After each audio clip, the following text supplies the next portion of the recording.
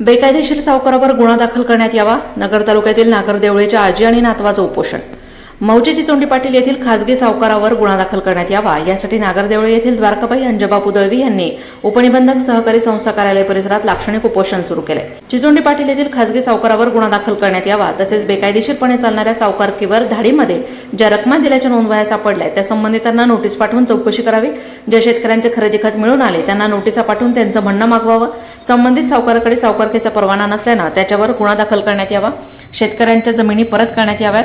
कोरे check घेऊन ज्यांच्यावर गुन्हे दाखल केलेत ते गुन्हे मागे घेण्यात यावेत. संबंधित सावकाराकडे आणि त्याच्या नातेवाईकांकडे असलेल्या मालमत्तेची चौकशी करून आयकर विभागाला त्याची माहिती देण्यात यावी.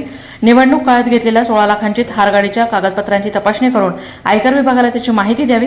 तसेच वरील सर्व मागण्या मान्य होईपर्यंत संबंधित विभागाने चालू केसचा निर्णय देऊ नये अशा मागण्या शुभम दळवी यांनी केल्या आहेत. माझे नाव शिवमान्य दळवी, हे आमची आजी द्वारकाबाई अंजबापू दळवी. आम्ही राहणार नागरदेवळे येथील असून आम्ही चिचोंडी पाटील या ठिकाणी जमीन घेतलेली होती.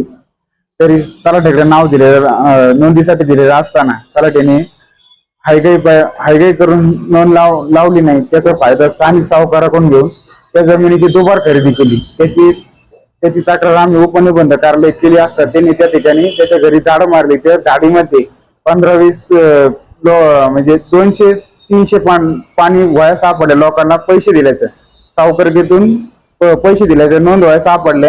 टीटी फॉर्मवर लोकांच्या टीटी फॉर्म घेऊन सापडले. त्या लोकांच्या एकाच पोस्टवरून 65 ते 80 लाख रुपये सापडले. तसेच वेगवेगळ्या प्रकारचे कागदपत्रे त्या ठिकाणी आढळून आली. त्या 5 पानाचा जवळजवळ पंचनामा आहे.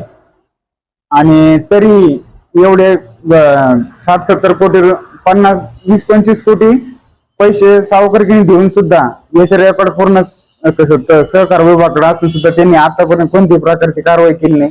त्याला वेळोवेळी पाठीशी घालण्याचं काम त्यांनी केलेलं आहे. आमची मागणी अशी, त्याच्यावर गुन्हा सावकारकी अंतर्गत त्याच्याकडे खासगी सावकार आहे, त्याच्याकडे कोणतंही लायसन नाही.